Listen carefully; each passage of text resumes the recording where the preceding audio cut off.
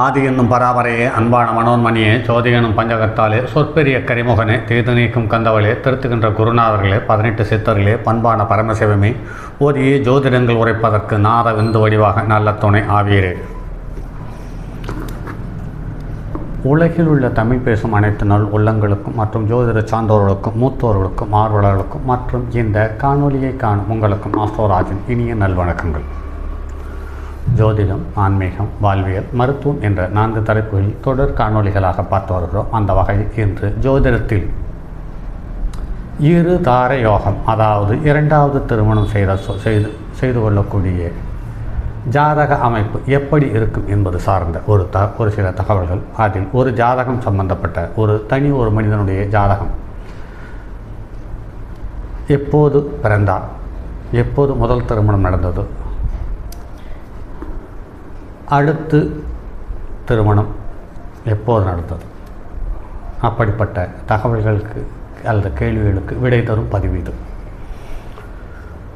பொதுவாகவே 3, 7, 11 இந்த ஸ்தானங்கள் வலுவாக இருக்கும் பட்சத்தில் ஒன்றுக்கு மேற்பட்ட உறவுகளோ ஒன்றுக்கு மேற்பட்ட வாழ்க்கை துணையோ வருகிறது என்பது நடைமுறையில் எண்ணற்ற ஜாதகத்தில் பார்த்திருக்கிறோம். இதில் 7ஆம் இடத்துக்குரிய கிரகம் பகையாகவோ அல்லது பாதகாதிபதியாகவோ அல்லது மாரகாதிபதியாகவோ இருக்கும் பட்சத்தில் 3ஆம் இடம் வலுப்பெறும் சூழ்நிலை அமையும் பொழுது மனைவி ஒரே மனைவியோடு இருக்கிறார், இருந்தாலும் தவறான உறவுகள் மூலம் தன்னுடைய வாழ்க்கையை ஏனோ தானோ என்று வாழ்க்கையை கடத்தி விடுகிறார்கள் என்பதை நடைமுறையில் பார்க்க முடிகிறது.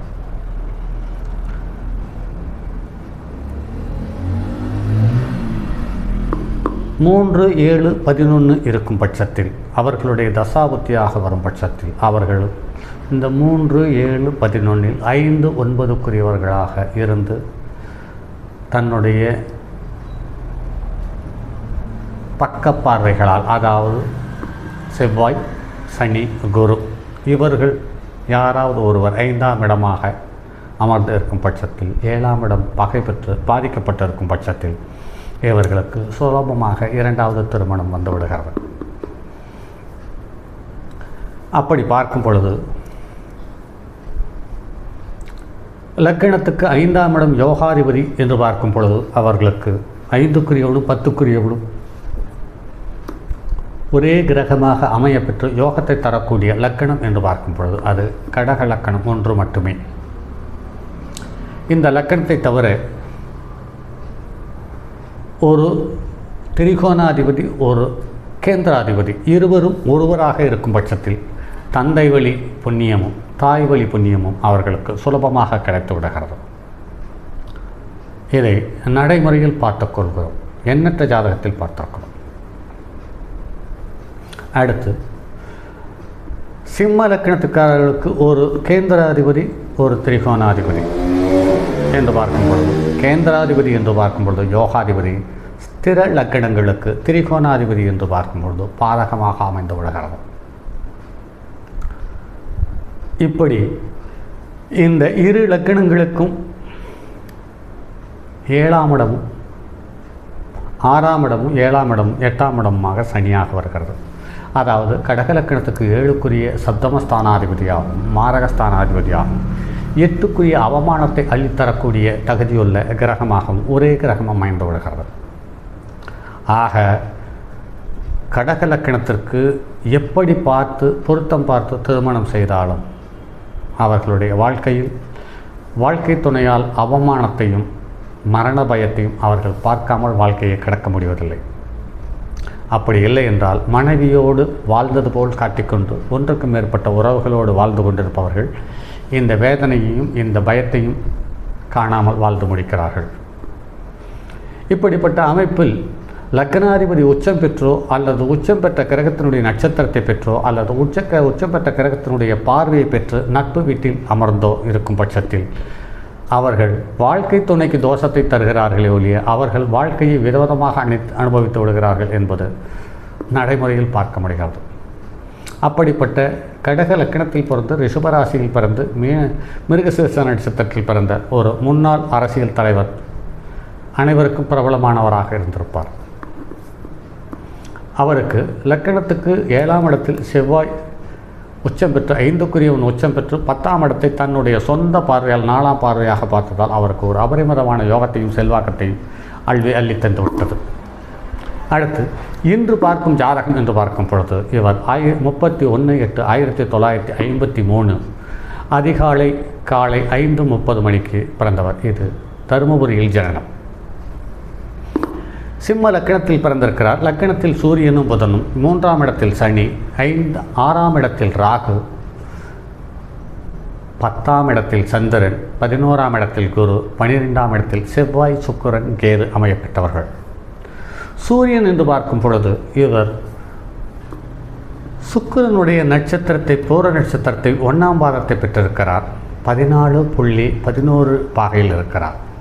அடுத்து சந்திரன் கிருத்திகை 4ஆம் பாதத்தில் இருக்கிறார். 8.32 பாகையில் இருக்கிறார். செவ்வாய் ஆயில்ய நட்சத்திரம் 4ஆம் பாதத்தில் 27.32 பாகையில் இருக்கிறார். புதன் மகம் நட்சத்திரம் 3ஆம் பாதத்தில் 6.59 பாகையில் இருக்கிறார். வியாழன் மிருகசீர்ஷ நட்சத்திரம், அதாவது மிதுன ராசியில் காலடி எடுத்து வைத்தவுடன் 13 கலையில் இருக்கிறார். சுக்கிரன் பூச நட்சத்திரம் 2ஆம் பாதத்தில் 8 பாகையில் இருக்கிறார். சனி சித்திரை நட்சத்திரம் 3ஆம் பாதத்தில் குறைந்த பாகையான 0059 கலையில் இருக்கிறார். அதாவது 1 டிகிரி கூட இல்லாமல் இருக்கிறார். ராகு உத்தர நட்சத்திரம் 4ஆம் பாதத்தில் 8.10 டிகிரியில் இருக்கிறார். கேது பூச நட்சத்திரம் 2ஆம் பாதத்திலிருந்து 8.10 டிகிரியில் அமைய பெற்றிருக்கிறார். இந்த ஜாதகத்தில் பாருங்கள் நண்பர்களே, லக்கணத்துக்கு 7க்குரியவன் என்று பார்க்கும் பொழுது 3ஆம் இடத்துக்குரிய சுக்கிரனுடைய வீடான துலாத்தில், அதாவது மாரகஸ்தானத்தில் இருக்கிறார். ஆக முதல் மனைவி மாரகமோ அல்லது மாரகத்துக்கு நிகரான கண்டத்தையோ அவமானத்தையோ அள்ளித்தராமல் இவரை விட்டுவதில்லை. இவருடைய திருமணம் முதல் திருமணம் என்று அதற்கு அடுத்து லக்கணத்துக்கு 11ஆம் இடத்துக்குரிய கிரகம் இளைய சகோதரஸ்தானம் மூத்த சகோதரஸ்தானம் அல்லது இளைய தாரஸ்தானம் என்று சொல்லக்கூடிய 11ஆம் இடத்துக்குரிய கிரகம் லக்கணத்துக்கு கேந்திரத்தில் லக்னத்தில் சூரியனோடு அமர்ந்து திப்படம் பெறுகிறார். ஆக இளைய மனைவி 2வது மனைவி வந்த பிறகு இவருக்கு வாழ்க்கை, கௌரவம், மரியாதை, செல்வாக்கு, புத்திரவாக்கியம் எல்லாமே கிடைக்கும் என்பது விதி. இவருடைய ஜாதகத்தில் பாருங்கள் நண்பர்களே, ராகு திசையில் சுக்கிர புத்தியில் இவருக்கு முதல் திருமணம் நடந்தது.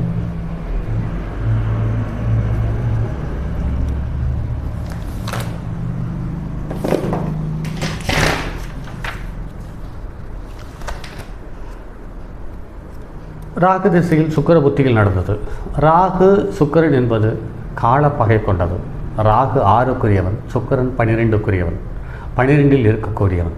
ஆக 7ஆம் இடத்திற்கு 6, 12க்குரியவர்களுடைய தசாபுத்தி என்று பார்க்கும் பொழுது திருமணமானதிலிருந்தே பிரச்சனைகள், வம்பு, வழக்கு பிரச்சனைகள் என்பது எண்ணற்ற தொந்தரவுகள் இருந்தது. அதே சமயத்தில் லக்கணத்துக்கு 3ஆம் இடம் என்று சொல்லக்கூடிய உபஜயஸ்தானத்தில் 7க்குரியவன் இருந்ததால் இவருக்கு மாமனார் வழி சொந்தங்கள் ஓரளவு, கணவன் மனைவிக்கு ஒற்றுமை இல்லை என்ற போதிலும் கூட மாமனார் வழி சொந்தங்கள் இவருடைய பொருளாதார வாழ்க்கை முன்னேற்றுவதற்கு அரும்பாடுபட்டனர் என்பதுதான் சற்று யோசிக்க வேண்டிய அற்புதமான விஷயம். அதற்கு அடுத்தது லக்கணத்துக்கு 12க்குரியவன் சந்திரன், அவன் உச்சம் பெற்றிருந்தது இந்த ஜாதகத்தில் பெரும் பலகீனத்தை தருகிறது. பொதுவாகவே ஸ்திர லக்கணங்களான ரிஷப லக்கணம், சிம்ம லக்கணம், விருச்சிக லக்கணம், கும்ப லக்கணம், இந்த 4 லக்கணத்துக்காரர்கள் தாயினுடைய அதீத பாசம் கொண்டவர்கள். மற்றவர்களை தாய்க்கு அடுத்த நிலையில் தான் பார்ப்பார்களே ஒழிய தாய் சொல்லுவது சரியா தப்பா என்று கூட யோசிக்கக்கூடிய மனோநிலை இல்லாதவர்கள். ஆக லக்கணத்துக்கு 12க்குரிய விரையாதிபதி 4ஆம் இடத்தை பார்த்ததாலும் 4க்குரியவன் நீச்சம் பெற்றதாலும் தாயினுடைய வழிகாட்டுதல் இவருக்கு தவறான வழிகாட்டுதலாக அமைந்தது தான் கொடுமையிலும் கொடுமை. மறுபடி இவருக்கு ராகு திசை முடியும் பொழுதே, ராகு திசையில் சுக்கிர புத்தியில் திருமணம், சூரிய புத்தி முடிந்து, சந்திர புத்தி முடிஞ்சு, செவ்வாய் புத்தி முடிந்து, குரு திசை ஆரம்பமாகும் பொழுது இவருக்கு பலமான பாதகத்தையும் சங்கடத்தையும் தந்தது.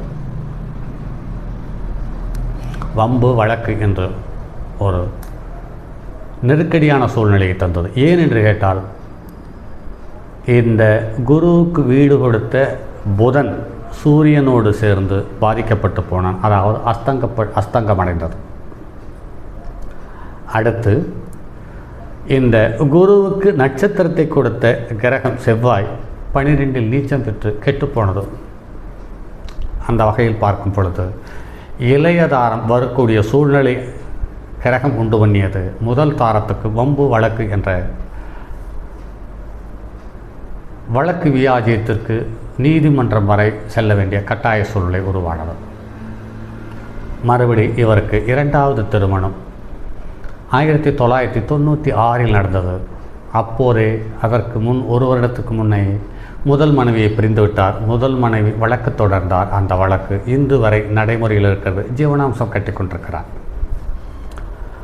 இதில் ஜிகேவனுடைய அதிக பாகை பெற்ற கிரகம் என்று பார்க்கும் பொழுது இது செவ்வாய் ஆயில்ய நட்சத்திரத்தில் அமர்ந்து 27.32 பாகையை பெற்றுள்ளது. இவருக்கு நிலபுலம் என்று சிறப்பான யோகம் உள்ளது.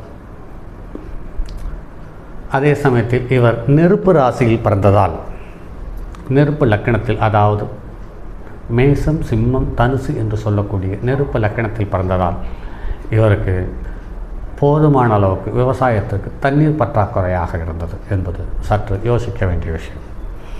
அடுத்து லக்கணத்துக்கு 11க்குரியவன் என்று பார்க்கும் பொழுது லக்கணத்துக்கு கேந்திரம் பெற்று திக்பலம் பெற்றது யோகம் என்று பார்த்தாலும் இந்த ஜாதகத்தில் ஒரு விஷயத்தை உற்று கவனித்தால் சூரியன் புதன் ஒன்றாக சேர்ந்து புதாத்தி யோகம், கத்திரி யோகம், மகாலட்சுமி யோகம் என்ற யோகம் அமைந்தாலும், அடுத்து சனி உச்சம் பெற்றிருந்தாலும், ராகு 6-12 மறைவு ஸ்தானத்தில் இருப்பது சிறப்பு என்று பார்த்தாலும் இந்த ஜாதகத்தில் ஒரு பெரிய பலகீனம் என்று பார்க்கும் பொழுது சூரியனுக்கோ சந்திரனுக்கோ செவ்வாய்க்கோ சனிக்கோ குருவனுடைய தொடர்பு சூரியன் சந்திரன் செவ்வாய் இந்த 3 கிரகத்திற்கும் குருவனுடைய தொடர்பு இல்லை.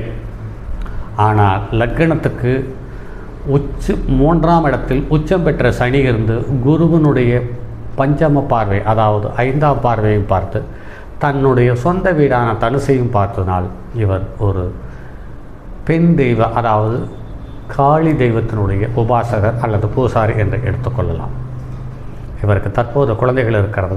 ஆக லக்கணத்துக்கு 7ஆம் இடத்துக்குரிய கிரகம் 3, 6, 3, 7, 11ஆம் இடங்களில் இருக்கும் பட்சத்தில் அவர்களுக்கு இருதார யோகத்தை தந்து விடுகிறது. அதே சமயத்தில் லக்கணத்துக்கு 11ஆம் இடத்தில் சுபக்கிரகம் இருந்து லக்னாதிபதியுடன் 11ஆம் இடத்துக்கான நல்ல நெருக்கத்தில் இருக்கும்போது 2வது வாழ்க்கை துணையை தந்து வாழ்க்கையை மறுமலர்ச்சியை உண்டு பண்ணி தந்து விடுகிறது என்பது நடைமுறையில் பார்க்க முடிகிறது.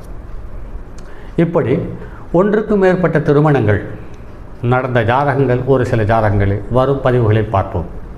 இந்த ஜாதகத்தை போன்றுதான் திரு நடிகர் கமலஹாசன் அவர்களுடைய ஜாதகம், அதுவும் இதே சிம்ம லக்கணத்தில் பிறந்தது. அடுத்த பதிவாக அந்த ஜாதகத்தை பார்ப்போம். அதுவரை உங்களிடமிருந்து விடைபெறுவது உங்கள் அன்பு நண்பன் எம் ராஜரத்தினம். தங்கமான் மழுவோடேந்தி தன்மதி தலையில் கொண்டோன் மங்கையர் பறிக்கச் சொன்ன மாமொழி ஜோதிடத்தை இங்கு யாம் உரைப்பதற்கோர் இமை என்னும் பிள்ளை வராமல் காக்க செங்கன்மால் முருகன் யானைச்சரன் பதம் காப்பதாமே.